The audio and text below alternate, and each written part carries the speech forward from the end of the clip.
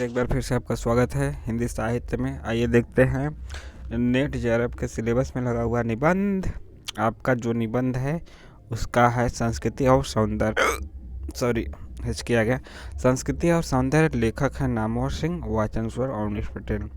यहाँ तक हमने देखा था कि थोड़ा सा गला खराब होने के चलते आवाज़ आपको बदली हुई नज़र आएगी, लेकिन उससे मतलब नहीं है। जो कहा जा रहा है वह आपको पता होना चाहिए। तो पिछले इसको हमने 3 पार्ट में देखना है, हमें 2 पार्ट हो चुका है। देखिए हम हिचकी से जूझ रहे हैं, इसके बावजूद आपके सामने लाए हैं। तो आइए देखते हैं इसके आगे। इस लास्ट हमने देखा था, उस जाति में जीवन के प्रति ऐसी एक दृष्टि सुप्रतिष्ठित होनी चाहिए जिससे वह पशु सुलभ इंद्रिय वृत्ति की ओर, यहाँ तक आप देखे थे, इसके आगे देखते हैं।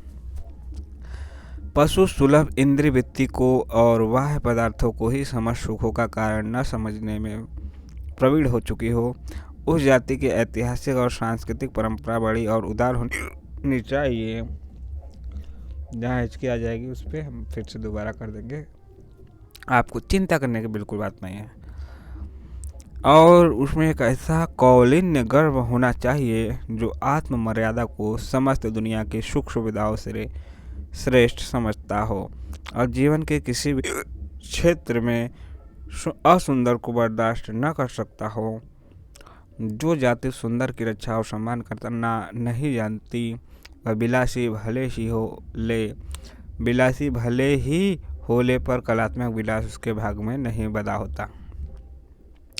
संक्षेप में उस सौंदर्यबोध की संस्कृति है जिसका अत्यंत संवेदनशील और सूक्ष्म विवरण कलात्मक विनोद के बाद के पृष्ठों में मिलता है, या फिर बाणभट्ट की आत्मकथा, चारू चंद्रलेख, पुनर्नवा, अनामदास का पोथा जैसी सृजनात्मक कृतियों के उन प्रसंगों में जहां नारी सौंदर्य अपने पूरे वैभव के साथ प्रकट होता है तथा नृत्य कला के प्रदर्शन के अवसर अक्सर उपस्थित होते हैं। कहने की आवश्यकता नहीं कि द्विवेदी जी के इस सौंदर्यबोध में सर्वथा शास्त्रीय प्रत्यभिज्ञान ही नहीं, बल्कि उसमें एक सजग इंद्रिय संवेदन की प्रत्यग्रता भी है। रूप, शोभा, सुषमा, सौभाग्य, चारुता, लालित्य, लावण्य आदि का ऐसा सूक्ष्म परिज्ञान और संवेदन हिंदी में दुर्लभ ही है। इस सौंदर्यबोध को सामंती संस्कृति का प्रयास समझ लिए जाने का भ्रम न हो, इसलिए मेघदूत एक पुरानी कहानी 1957 से पूर्व मेघ के पुष्पलावी मुखानम वाले 26वें छंद पर द्विवेदी जी की व्याख्या का एक अंश प्रस्तुत है। जो संपत्ति परिश्रम से नहीं अर्जित की जाती और जिसके संरक्षण के लिए मनुष्य का रक्त पसीने में नहीं बदलता, वह केवल कुत्सित रुचि को प्रश्रय देती है। सात्विक सौंदर्य वहाँ है जहाँ चोटी का पसीना एड़ी तक आता है और नित्य समस्त विकारों को धोता रहता है। पसीना बड़ा पावक तत्व है। मित्र जहाँ इसकी धारा रुद्ध हो जाती है, वहाँ कलुष और विकार जमकर खड़े हो जाते हैं। विदिशा के प्रछन्न विलासियों में यह पावनकारी तत्व नहीं है। उनके चेहरे पर सात्विक तेज और उल्लसित करने वाली दीप्ति नहीं रह गई। इसलिए मैं सलाह देता हूँ कि विश्राम करके आगे बढ़ना, क्योंकि प्रातःकाल निचली पहाड़ी के इर्द गिर्द तुमको मनुष्य की सात्विक शोभा दिखाई देगी। वहाँ सवेरे सूर्योदय के साथ ही साथ तुम श्रम जल स्नात नारियों की दिव्य शोभा देख सकोगे। नागरिक लोगों के आनंद और विलास के लिए कृषकों ने फूलों के अनेक बगीचे लगा रखे हैं। प्रातःकाल कृषक वधुएं फूल चुनने के लिए इन पुष्पोद्यानों में आ जाती हैं। उस प्रदेश में इन्हें पुष्पलावी कहते हैं। पुष्पलावी अर्थात फूल चुनने वाली। यह पुष्पलावियाँ घर का कामकाज समाप्त करके उद्यानों में आ जाती हैं और मध्याह्न तक फूल चुनती रहती हैं। सूर्य के ताप से इनका मुखमंडल ग्लान हो उठता है। गंड स्थल से पसीने की धारा बह चलती है और इस स्वेद धारा के निरंतर संत स्पर्श से उनके कानों के आवरण रूप में विराजमान और नीलकमल मलिन हो उठते हैं। दिन भर की तपस्या के बाद वे इतना कमा लेती हैं कि किसी प्रकार की उनकी जीवन यात्रा चल सके। परंतु तुमको यहीं सात्विक सौंदर्य के दर्शन होंगे।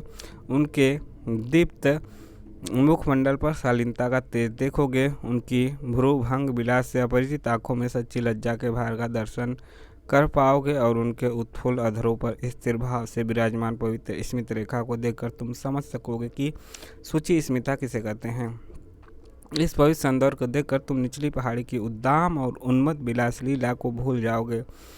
वहाँ तुम संचय का विकार देखोगे और यहाँ आत्मदान का सहज रूपा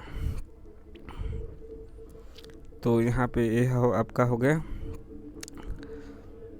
तो इसको भी हम एक और पार्ट में कर देते हैं ताकि ज़्यादा लंबा ना हो। ठीक है, ज़्यादा लंबा ना हो, इसलिए इसको हम एक और पार्ट में करेंगे, यानी कि 4 पार्ट में। आगे देखते हैं, पुष्पलावियों का यह श्रम जल स्नात सौंदर्य का कालिदास का नहीं, द्विवेदी जी के कालिदास का सौंदर्य है। क्लासिकी परंपरा से फूटती हुई आधुनिकता, संस्कृति को भी संस्कार देने वाला यह एक और परंपरा है जो अनजाने ही निराला की श्याम तन भर बधा यौवन वाली वह तोड़ती पत्थर से जुड़ जाती है। इसलिए जो लोग द्विवेदी जी के सौंदर्य संस्कार को रविन्द्रनाथ के शांति निकेतन की देन बतलाते हैं, वे सिर्फ आधी बात कहते हैं। शांति निकेतन में चारों ओर संगीत और कला का जो वातावरण था, उसने निश्चय ही द्विवेदी जी के सुप्त सौंदर्यबोध को जागृत किया था। स्वयं द्विवेदी जी ने भी शांति निकेतन के संस्मरणों में आश्रम के उस वातावरण की चर्चा की है जिसमें संगीत जीवन का अविच्छेद्य अंग बन गया है और छोटे से छोटे बच्चों में भी सौंदर्य निर्माण की सहज प्रेरणा काम कर रही थी। फिर भी उनके अपने सौंदर्य प्रेम का एक बहुत बड़ा स्रोत अपना लोक संस्कार था। यही वजह है कि जीवन के संदर्भ में जब भी सौंदर्य सृष्टि की बात उठती थी तो वे उसे सामान्य जनजीवन में उतारने की कल्पना करते थे। इस दृष्टि से विचार प्रवाह में संकलित जनता का अंत स्पंदन शीर्षक लेख विशेष रूप से उल्लेखनीय है। निबंध इस चिंता से आरंभ होता है, कुछ ऐसा प्रयत्न होना चाहिए कि इस वंचित जनता के भीतर रसग्राही का संवेदन न उत्पन्न हो और वे भी सुंदर का सम्मान करना सीखें, सुंदर ढंग से जीवन बिताना सीखें, सुंदर को पहचानना सीखें। एक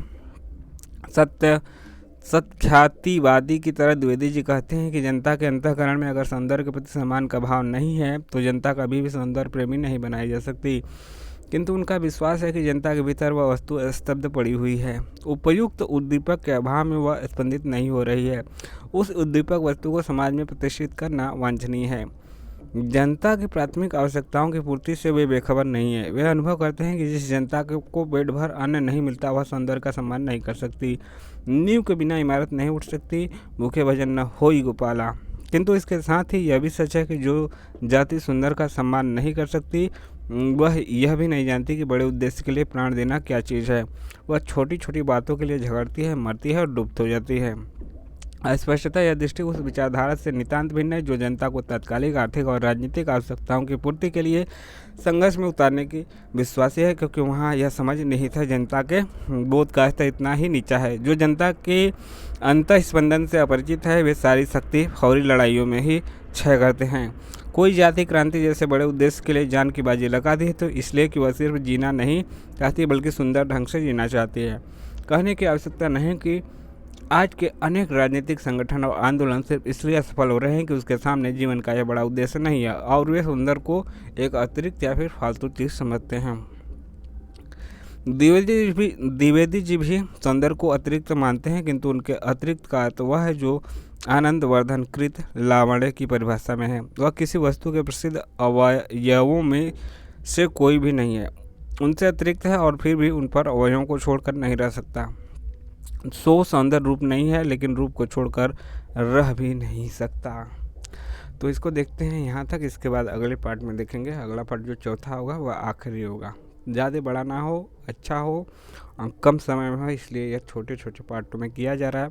कैसा आपको लगा ज़रूर बताइए और आपके जो सुझाव है या शिकायत कमेंट करके भी बताइए। आप डिस्क्रिप्शन बॉक्स में हमारे टेलीग्राम चैनल से भी जुड़ सकते हैं, वहाँ पे अपने सवाल जवाब कर सकते हैं। चलिए हम मिलते हैं नए वीडियो में। जय हिंद, जय भारत। आपका दिन शुभ हो। कमेंट जरूर कीजिए और चैनल को सब्सक्राइब भी कीजिए। लाइक शेयर तो करते रहिए। एक्चुअली ऐसा है कि हम पान नहीं खाए हैं, थोड़ा सा गला ख़राब है तो उसके लिए हम गले के सही करने के लिए कुछ दवा लिए हैं।